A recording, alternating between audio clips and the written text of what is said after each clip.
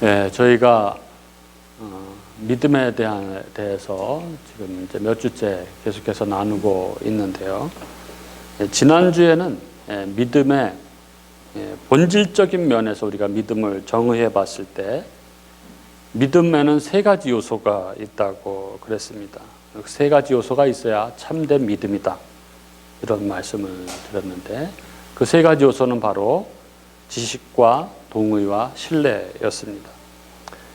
그래서 신뢰하고 순종하며 헌신하는 삶이 없다면 그것은 참된 믿음이라 할 수 없다, 그렇게 말씀드렸습니다.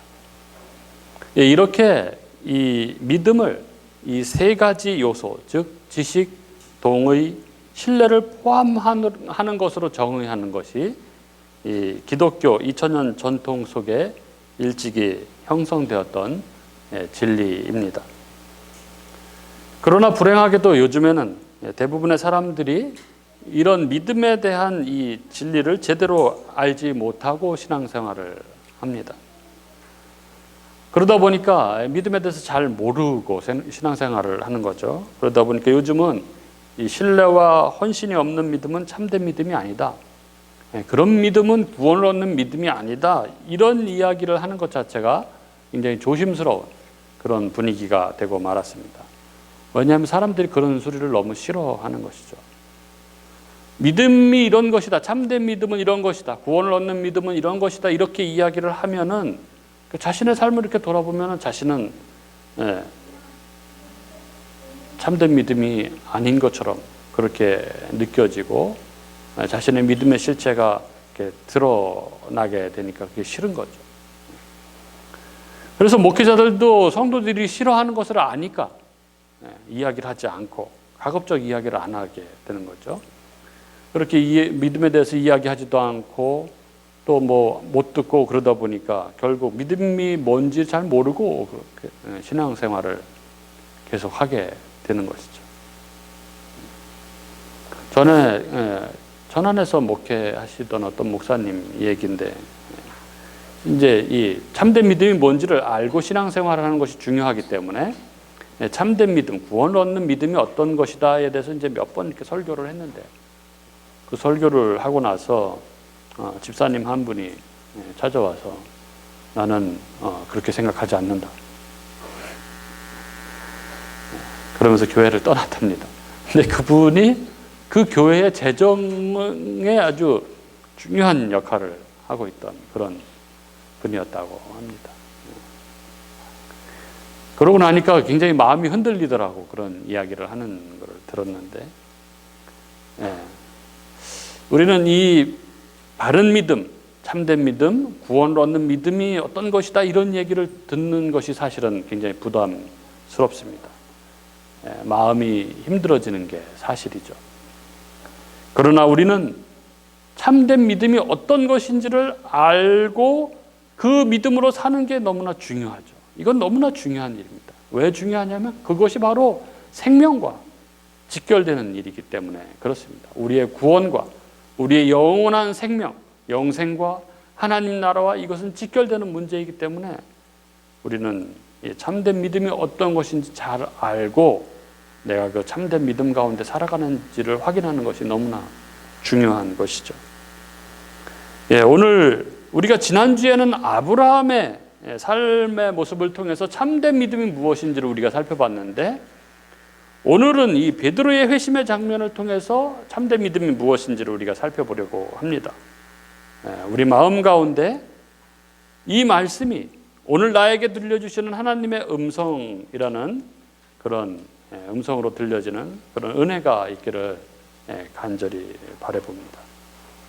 오늘 본문에는 이 베드로가 회심하는 장면이 담겨져 있죠.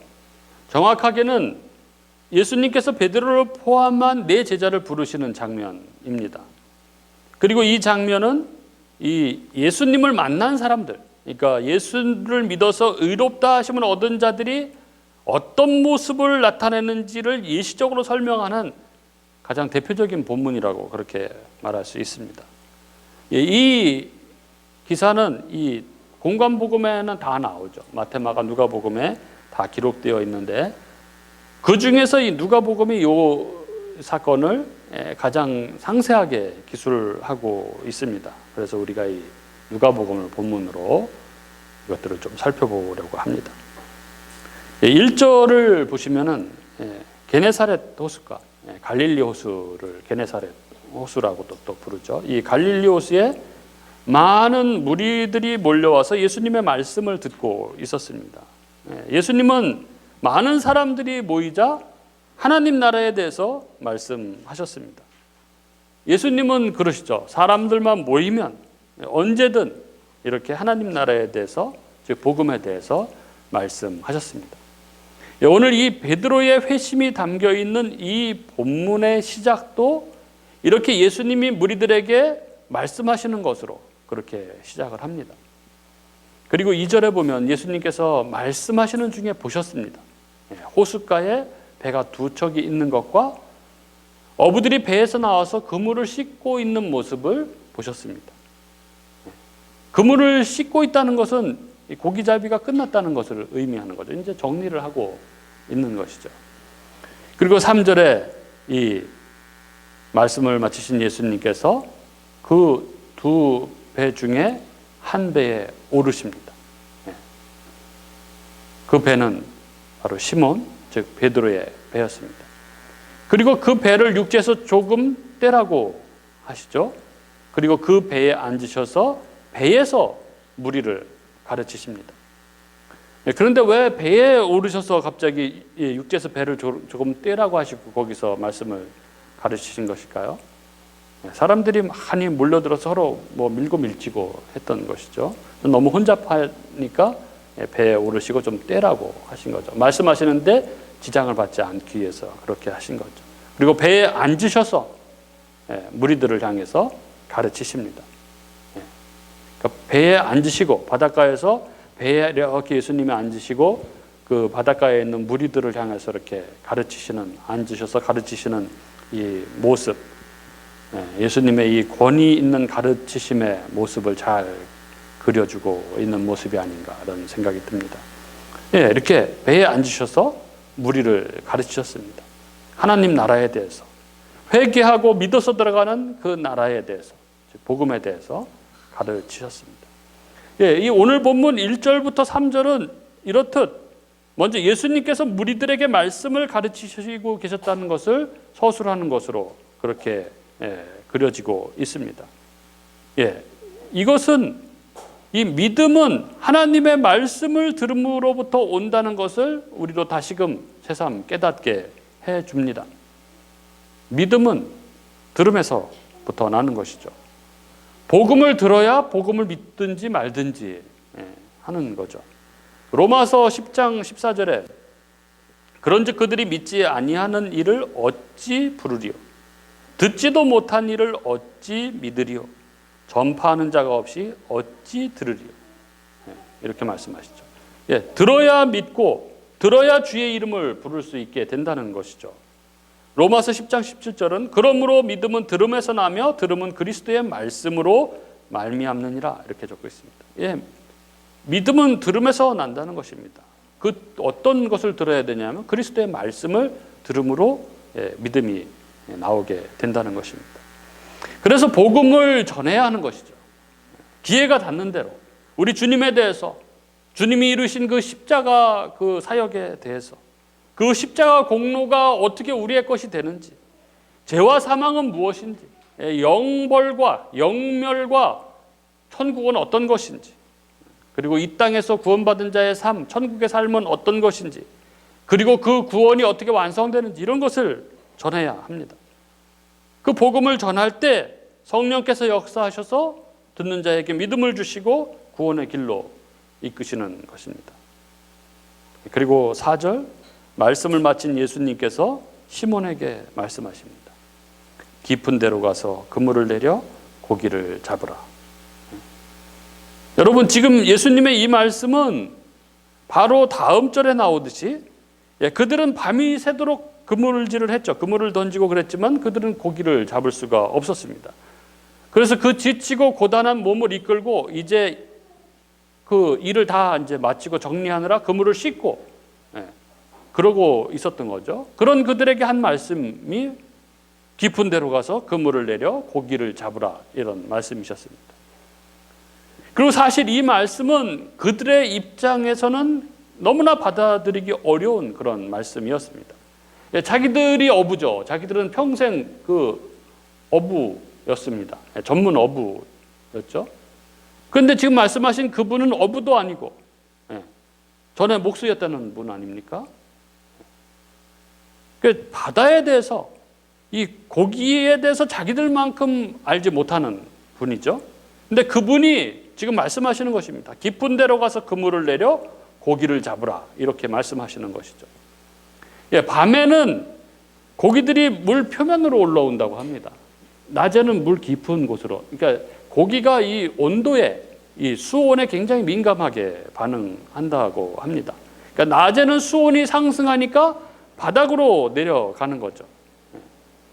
그렇기 때문에 낮은 곳에 그물을 던져야 됩니다. 바닥으로 내려가 있는 고기를 잡으려면 낮은 곳에, 낮에는 그물을 던져야 하는 것이죠. 깊은 곳에 던져봐야 고기는 그물이 닿지도 않는 거죠. 바닥에 있는 고기를 잡을 수가 없는 것이죠. 그래서 사실 이 말씀을 들은 이 상황은, 깊은 데다가 그물을 던지라고요? 정말요? 다시 한번 말씀해 주시겠어요? 이렇게 이야기해야 하는 상황인 것이죠.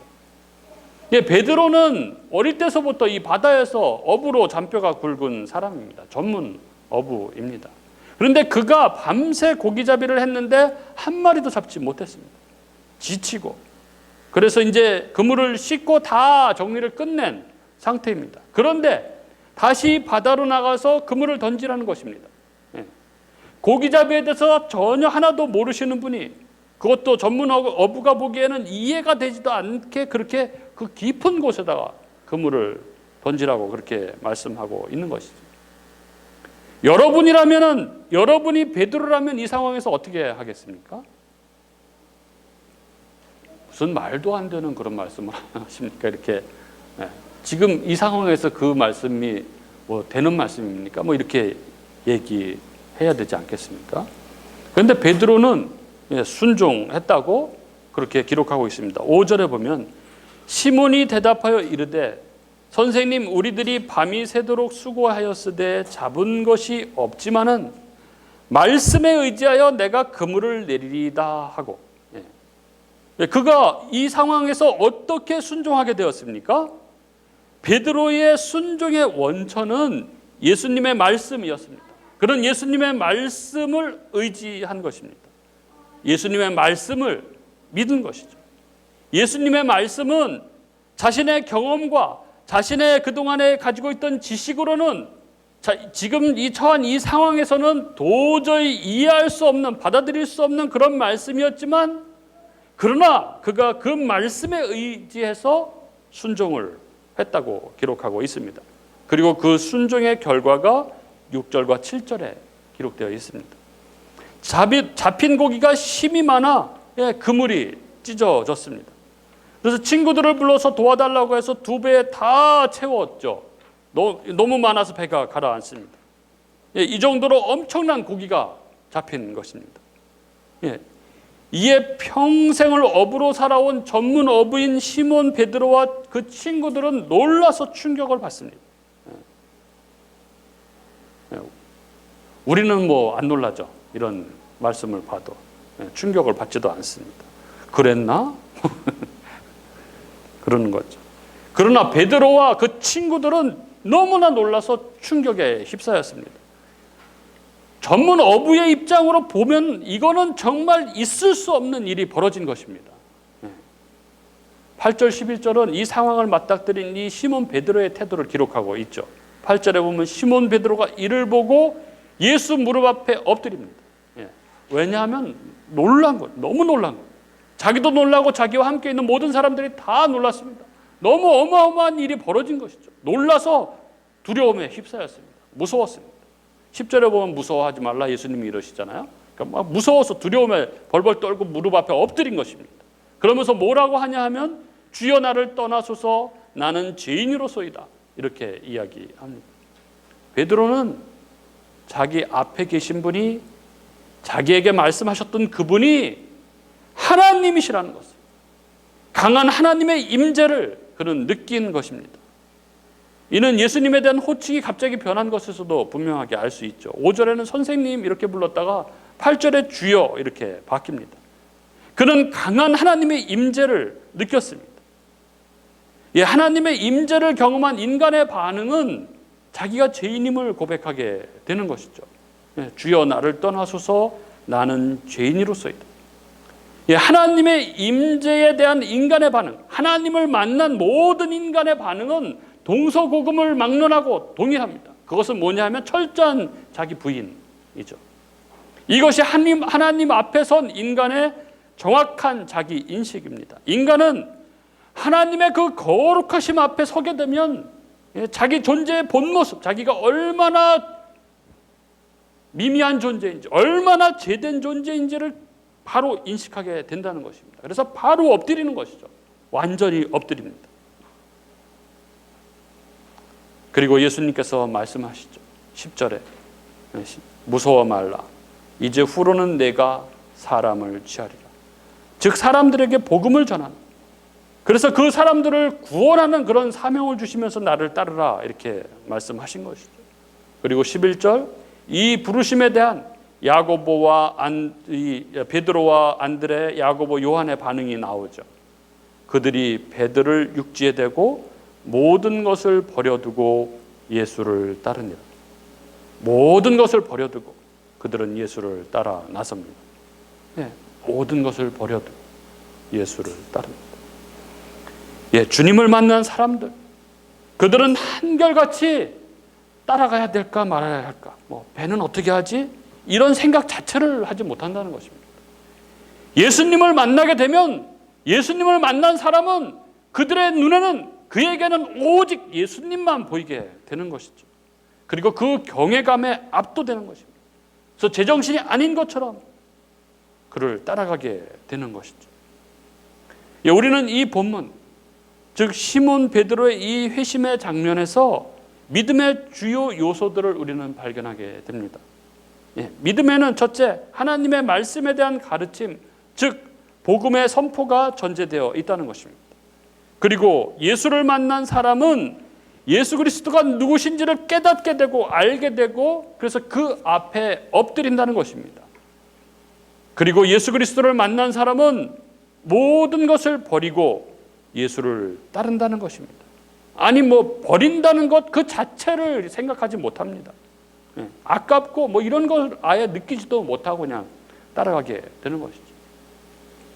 우리는 여기서 참된 믿음의 요소로서 이 주님에 대한 전인격적인 반응으로서의 신뢰, 즉 모든 것을 버리고 주님을 따르는 그 순종의 모습을 보게 됩니다. 성경은 이렇듯 믿음이 신뢰, 즉 순종하는 삶의 모습으로 나타나게 된다는 것을 보여줍니다. 이 베드로의 회심의 모습에서 이런 믿음의 특성이 잘 드러나고 있는 것이죠. 즉 모든 것을 버리고 예수를 따르게 되는 것입니다. 그러면 여기에서 우리는 이런 문제 제기를 할 수 있습니다. 그렇다면 우리가 의롭다 하심을 얻는다는 것은 믿음 플러스 행위라는 말인가? 이런 것이죠. 이것은 우리가 그동안 들은 오직 믿음으로 의롭게 된다는 이 진리에 위배되는 거 아니냐 하는 것입니다. 우리가 죄 많은 인생임에도 불구하고 우리가 구원의 소망을 가질 수 있었던 것은 오직 믿음으로만 의롭다함을 얻을 수 있다는 이 이신칭의 이 진리 때문이고, 바로 이러한 측면 때문에 복음이라고 하는 것입니다. 그렇다면 이런 믿음의 정의를 어떻게 이해해야 하는가 하는 것입니다. 믿음에 대한 이러한 질문과 이에 대한 대답에서 우리가 혼동을 겪지 않으려면 먼저 우리는 이 믿음과 행위에 대한 정확한 이해를 우리가 가져야 합니다. 먼저 우리가 가지고 있는 이 복음의 핵심인 믿음은 행위가 아니다라는 말의 정확한 뜻을 알아야 하는 것이죠. 우리는 믿음은 행위와 반대라는 그러한 개념을 가지고 있습니다. 믿음은 그냥 믿는 거야. 그냥 믿는 거야. 믿음은 행하는 것하고 믿음은 관계가 없는 거야. 이런 인식을 가지고 있는 것이죠.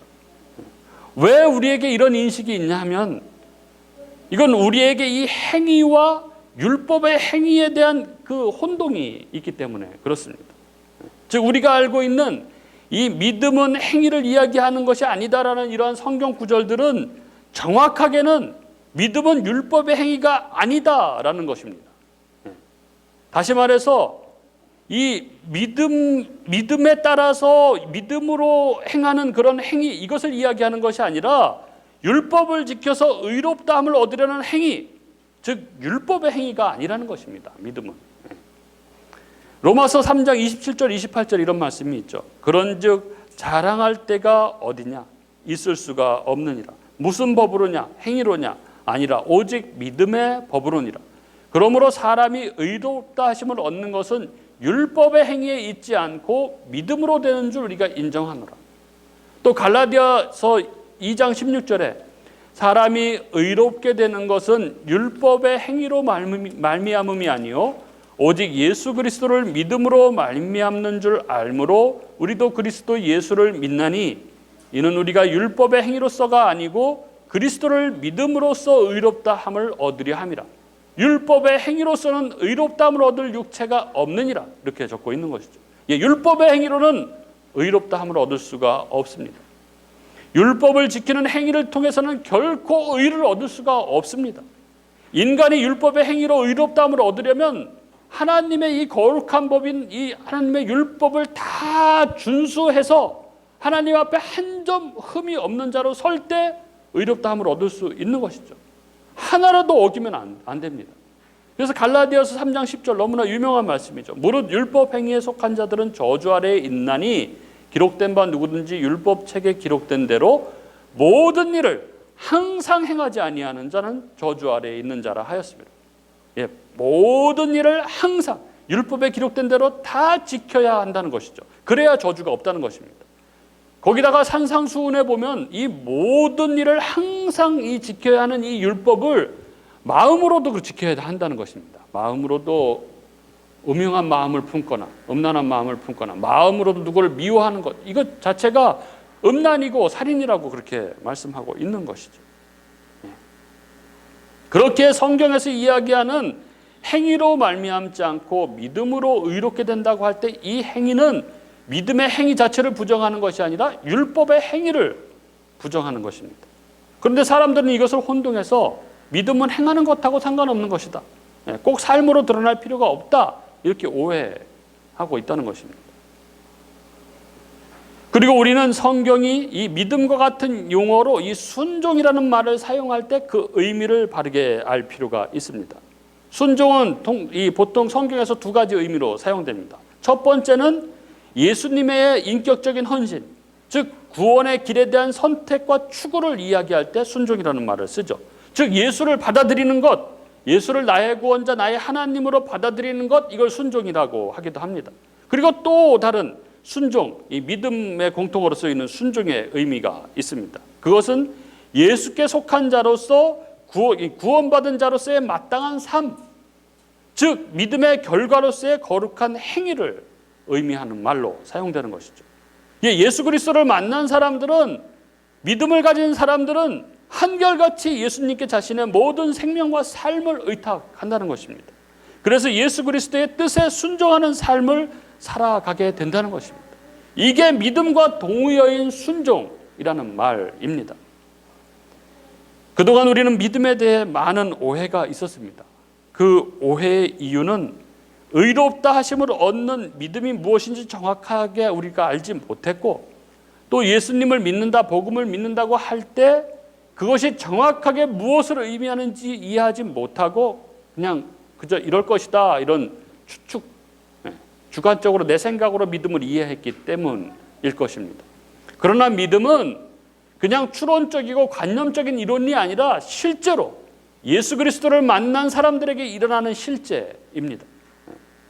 그렇게 믿음은 실제적인 삶 가운데 하나님의 말씀, 복음을 통해서 예수 그리스도를 만나고 놀라고 두려워하며 엎드리는 상황이 일어나게 되는 것이죠. 그리고 그 하나님의 임재 앞에 자신의 죄인됨을 깨닫고 회개하는 놀라운 은혜를 경험하게 됩니다. 그리고 그 은혜를 경험한 그들은 예수 그리스도 안에만 진리와 생명이 있음을 알고 자신의 삶의 모든 것을 거는 것입니다. 거기에 그 생명을 얻기 위해서 거는 것이죠. 이게 믿음을 가진 사람들의 모습입니다. 그리고 이것이 바로 우리가 복음인 교회를 개척한 이유이기도 합니다. 참 믿음을 가진 사람들, 그 교회는 어떻게 살아가는지, 복음이 우리를 어떻게 살아가게 만드는지, 참된 성도가 복음으로 살아가는 교회는 어떤 모습인지, 그 존재와 삶을 통해서 하나님을 증거하는 교회, 그것을 보여주는 사명이 우리에게 주어졌고 그 사명을 붙들고 우리는 교회를 개척한 것입니다. 우리는 참된 믿음에 대해서 바르게 이해해야 합니다. 참된 믿음에는 예수 그리스도에 대한 십자가와 복음에 대한 그 지식이 있고 그것을 마음으로 받아들이는 동의가 있고 또 거기에는 회개하며 주를 따르는 신뢰가 반드시 포함되어 있습니다.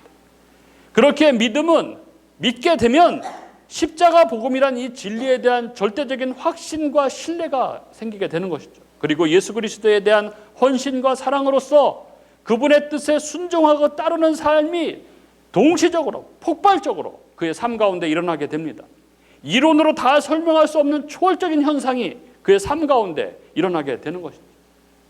그게 바로 베드로의 모습이고 그게 바로 바울의 모습이고 그게 바로 예수를 만난 사람들의 모습이었습니다.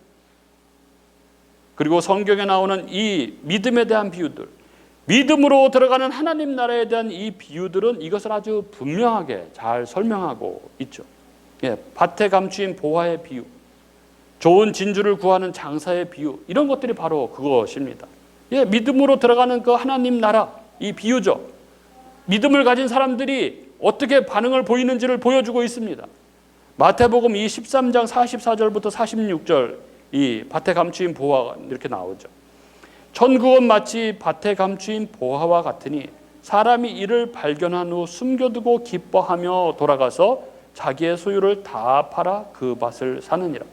또 천국은 마치 좋은 진주를 구하는 장사와 같으니 극히 값진 진주 하나를 발견하며 가서 자기의 소유를 다 팔아 그 진주를 사느니라. 여러분, 밭에 감추인 보화를 발견하게 되면 그 보화를 발견한 사람은 어떻게 하겠습니까? 자기가 가진 것을 다 팔아서 그 밭을 사는 것입니다. 진주를 발견한 사람은, 이게 참 진주인지 아는 사람은 자기가 가진 것 다 팔아서 그 진주를 사는 것입니다. 이게 구원에 이르는 참된 믿음은 바로 이런 것이죠. 다 걸게 되어 있습니다. 그 보화 때문에, 그 영원한 생명 때문에, 그 천국 하나님 나라 때문에 그것을 정확히 본 사람은 거기에 다 걸게 되어 있는 것입니다. 이 땅의 이 삶의 모습이 얼마나 하찮은 것인지 깨닫게 되는 것입니다. 이것이 진정한 믿음을 가진 사람들의 모습이고 그들은 그렇게 살아갑니다. 그리고 그런 그들을 보고 믿지 않는 사람들, 세상 사람들은 미쳤다고 하는 것입니다. 바보라고 하는 것입니다. 우리의 믿음을 점검해야 합니다. 내 믿음이 참된 믿음인지 점검해야 합니다. 이것이 너무너무 중요합니다. 이건 생명과 직결된 이야기이기 때문에 그렇습니다. 우리는 우리의 믿음과 삶이 성경에서 말하는 믿음 혹은 회심한 사람의 모습과 같은지 동일한지 그런 모습과 일치하는 삶이 내 가운데 있는지 돌아보아야 합니다. 고린도후서 13장 5절은 이렇게 말씀합니다. 너희는 믿음 안에 있는가 너희 자신을 시험하고 너희 자신을 확증하라. 예수 그리스도께서 너희 안에 계신 줄을 너희가 스스로 알지 못하느냐? 그렇지 않으면 너희는 버림받은 자니라. 지난주에 말씀드린 아브라함과 오늘 이 본문 속에 이 베드로의 모습을 보십시오. 그런 삶의 모습이 나에게 있는지 돌아보아야 합니다. 나의 삶은 어떠한가? 나는 무엇을 위해 살아가고 있는가? 돌아볼 수 있어야 합니다. 그래서 만에 하나 그러한 삶의 모습과 나의 삶의 모습이 너무나 다르다면, 그런 삶의 모습이 내 삶 속에는 없다면 우리는 이 구원을 얻는 믿음, 참된 믿음을 구해야 할 것입니다. 참된 믿음을 허락해달라고. 그래서 믿음의 모습으로 살아가는 자 되게 해달라고 하나님께 은혜를 구해야 합니다. 우리가 믿음을 구할 때 긍휼이 풍성하신 하나님께서 믿음을 기쁨으로 주실 것입니다. 또한 참된 믿음으로 예수 그리스도께 순종하며 살아가고 있다면 우리는 찬양하고 감사하며 살아가야 할 것입니다. 믿음도 하나님이 주시는 선물이기 때문에 하나님의 은혜를 찬양하며 감사하며 살아가야 하는 것이죠. 우리에게 참된 믿음을 주시고 예수 그리스도의 의로 덧입혀 주신 은혜를 감사하며 우리의 마음과 몸을 다 들여 예수 그리스도를 사랑하고 주를 순종하며 이웃들을 섬기며 그렇게 살아가야 하는 것입니다. 마지막으로 우리가 참 믿음에 이르시기를 원하시는 주님의 마음을 잘 표현한 이 존 오웬의 글, 우리 강의안 마지막에 있는데, 이 강의안의 글을 읽으면서 설교를 마치려고 합니다. 이것은 마치 그가 현재 나에게 하시는 말씀과 같다. 너는 왜 죽어가는가? 왜 멸망하는가? 왜 너의 영혼을 사랑하지 않는가? 임박한 진노의 날에 너의 마음이 견딜 수 있으며 너의 손이 감당할 수 있을 만큼 강한가? 나를 보고 구원을 받으라. 내게로 오라. 너의 모든 죄, 슬픔, 두려움, 짐을 다 거두어 가고 너의 영혼의 안식을 주리라. 내가 청하노니 내게로 오라. 모든 지체함과 미움을 멀리하라. 더 이상 미루지 말라. 영생이 문 앞에 있나니 차라리 멸망하는 것이 낫다고 할 만큼 나를 미워하지 말라. 이와 같이 이와 비슷한 말씀을 주 예수 그리스도께서는 끊임없이 죄인들의 영혼에 전하시고 간청하고 선포하고 권하고 계신다. 주님께서는 마치 지금 우리 곁에 계신 것처럼 우리 모두에게 개인적으로 말씀하신다. 주의 은혜가, 성령의 만지심이 우리 각 심령에게 충만하기를 주님의 이름으로 기도합니다.